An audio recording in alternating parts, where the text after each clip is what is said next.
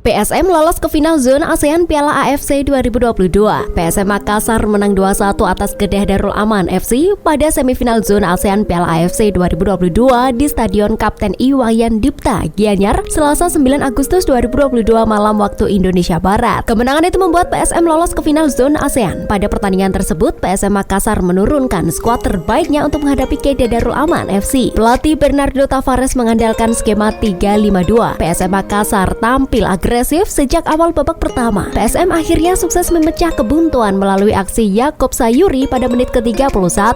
Skor 1-0 bertahan hingga turun minum. Memasuki paruh kedua laga, PSM kembali mencetak gol melalui aksi Yuran Fernandes. Sayangnya, Yuran Fernandes harus diusir keluar pada menit ke-62. Keasikan menyerang PSM dikejutkan melalui serangan balik ke Darul Aman FC. Fayad Zulkifli berhasil mencetak gol pada menit ke-86 setelah bola sepakan mendatarnya gagal diantisipasi kiper Reza Arya Pratama. PSM kembali harus kehilangan pemain pada menit ke-90. Wasit memberikan kartu kuning kedua kepada Agung Manan karena melakukan pelanggaran keras terhadap pemain Kedah Darul Aman FC. Skor 2-1 untuk kemenangan PSM bertahan hingga laga usai.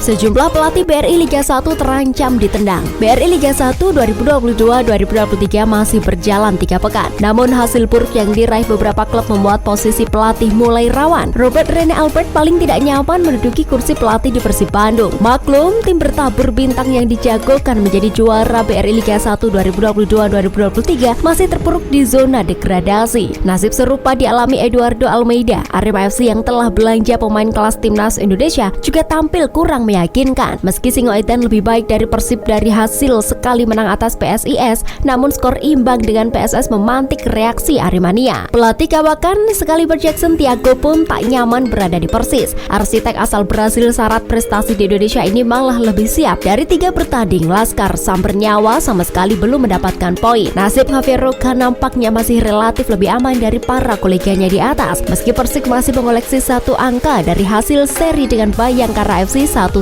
tapi Javier Roca dapat menjamin secara tersirat dari Arthur Irawan. Secara organisatoris dan teknis, posisi Arthur Irawan adalah pemain Persik. Namun di status kepemilikan, Arthur merupakan pemilik saham mayoritas Persik lewat PT Astra Asia Global. Timnas Indonesia U16 rompak pemain untuk lawan Myanmar. Pelatih Timnas Indonesia U16 Bima Sakti berencana melakukan rotasi ketika melawan Myanmar dalam babak semifinal Piala AFF U16 2022. Timnas Indonesia U16 akan menghadapi Myanmar di Stadion Maguwo Harjo, Sleman, Rabu 10 Agustus 2022 malam waktu Indonesia Barat. Meski begitu, Bima Sakti tidak menjelaskan lebih detail terkait perubahan pemain untuk kontra Myanmar. Timnas Indonesia U16 kemungkinan tidak bisa memainkan Azaki Esa Erlangga. Pemain berusia 16 tahun itu masih belum sepenuhnya sembuh dari sakit. Namun Bima Sakti tidak terlalu mengkhawatirkan absennya Azaki Esa Erlangga. Dia mengatakan bahwa para pemainnya dalam kondisi bugar untuk melawan Myanmar. Timnas Indonesia U16 lolos ke semifinal Piala AFF U16 dengan status juara grup. Tim berjuluk Garuda Asia itu menyapu bersih 3 partai. Sementara Myanmar adalah jawara grup C Piala AFF U16 setelah menyalip Malaysia pada matchday terakhir babak penyisian. Sandy Walsh dan Jordi Amat resmi jadi WNI pada 22 Agustus 2022. EXO PSSI yang dipercaya mengurus proses naturalisasi pemain keturunan Hanasi Abdul Ghani memberi kabar gembira di akun Instagramnya. Ia berharap pada Senin 22 Agustus 2022 ada kabar gembira dari DPR soal proses naturalisasi 2 pemain keturunan Jordi Amat dan Sandy Walsh. Sekedar diketahui, ada 3 nama pemain keturunan yang proses naturalisasinya sedang dikerjakan. Mereka ialah Jordi Amat, Sandy Walsh, dan Saine Patinama.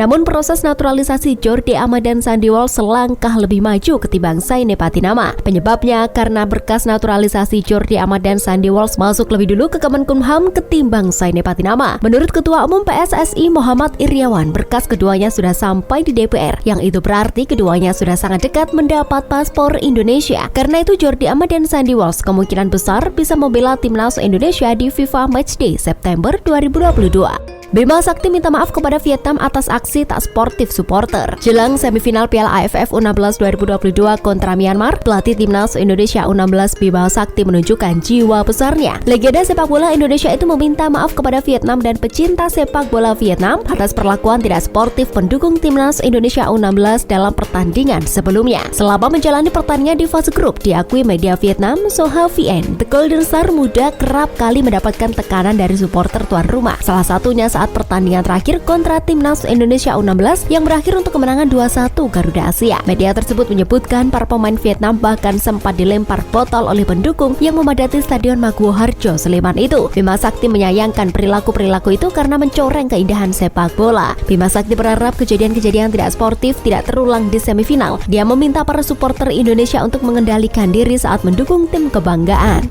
Penyebab fans Timnas Indonesia lebih benci Vietnam ketimbang Thailand. Timnas Indonesia U16 akan bertemu Myanmar di semifinal Piala AFF U16 2022 yang berlangsung pada Rabu 10 Agustus 2022 pukul 20.00 waktu Indonesia Barat. Jika menang, Timnas Indonesia U16 akan menghadapi pemenang semifinal lain yang mempertemukan Timnas Vietnam U16 versus Timnas Thailand U16. Saking bencinya kepada Vietnam, pecinta sepak bola tanah air berharap Timnas Indonesia U16 bertemu Vietnam di partai puncak. Sebelumnya di fase grup, Timnas Indonesia U16 menang 2-1 atas Vietnam. Sekarang yang jadi pertanyaan, kenapa kebencian supporter Timnas Indonesia kepada Vietnam lebih besar ketimbang Thailand? Padahal Thailand dan Vietnam sama-sama diduga mempraktekkan sepak bola gajah saat bersua di laga pamungkas grup A Piala AFF U19 2022 pada Minggu 10 Juli 2022 malam waktu Indonesia Barat. Aksi provokatif yang kerap dilancarkan media-media Vietnam hingga ucapan nyentrik pelatih Timnas Vietnam U19 dan U16 bisa jadi tolok ukurnya. Hal itu berbeda dengan media Thailand dan pelatih Timnas Thailand U19